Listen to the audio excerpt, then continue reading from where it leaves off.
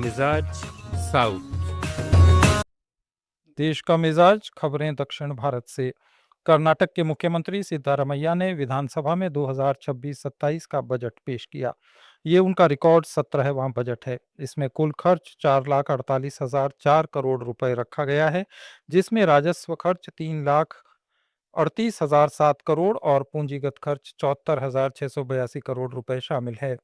वित्तीय घाटा 97,449 करोड़ रुपए यानी कुल स्टेट डोमेस्टिक प्रोडक्ट का 2.95% अनुमानित है, जबकि राजस्व घाटा 22,957 करोड़ रुपए है।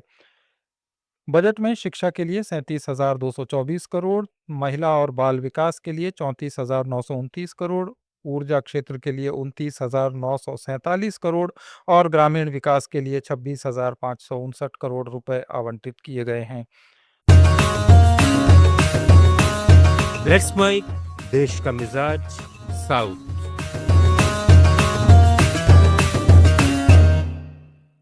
बजट में गारंटी योजनाओं, हरित विकास और समानता शामिल है।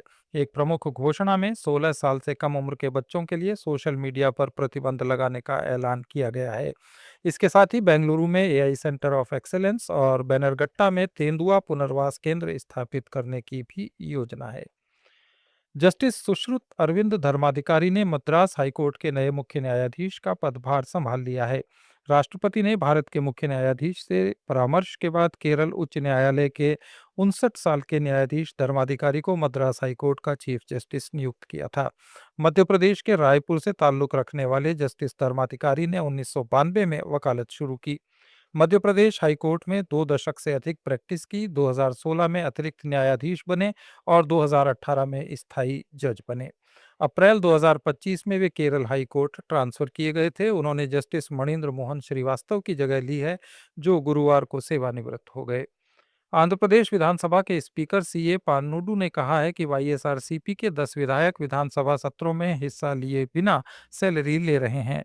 विजयवाड़ा में मीडिया से बातचीत में उन्होंने कहा कि पार्टी अध्यक्ष वाईएस जगनमोहन रेड्डी को छोड़कर बाकी सभी विधायक अपनी ड्यूटी नहीं निभा रहे, जबकि उन्हें वेतन और भत्ते मिल रहे हैं।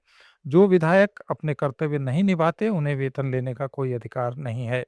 उन्होंने चेतावनी दी कि 65 दिन से ज्यादा लगातार बिना अनुमति अनुपस्थित रहने पर नोटिस जारी किए जाएंगे और लोकसभा स्पीकर से सलाह लेकर कार्रवाई की जाएगी। उन्होंने विधानसभा में सौहार्द की कमी पर भी खेद जताया और पूर्व मुख्यमंत्री वाईएसआर राजशेखर रेड्डी के साथ अपने पुराने संबंधों का भी जिक्र किया। तेलंगाना में विपक्षी भारत राष्ट्र समिति के नेता टी हरीश राव ने कांग्रेस सरकार पर आरोप लगाया है कि राज्य में सार्वजनिक पैसे का इस्तेमाल केरल विधानसभा चुनाव के प्रचार में किया जा रहा है।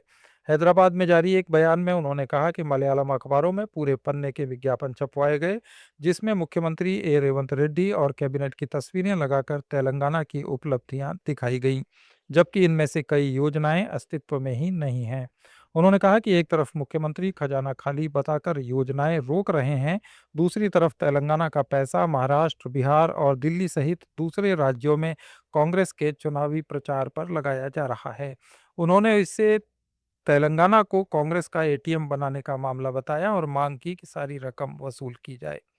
केरल के कोझिकोड जिले में अनक्कम पोइल कल्लड़ी मेप्पड़ी टनल रोड प्रोजेक्ट के लिए पहला कंट्रोल्ड रॉक ब्लास्ट सफलतापूर्वक पूरा हो गया है।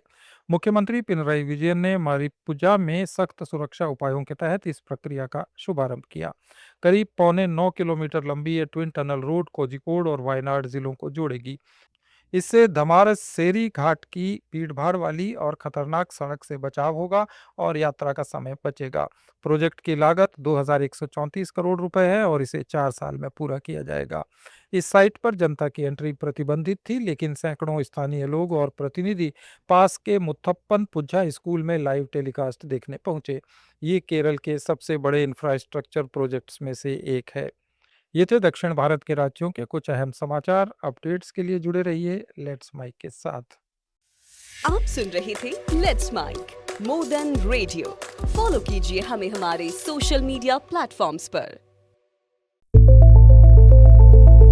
It's time for news.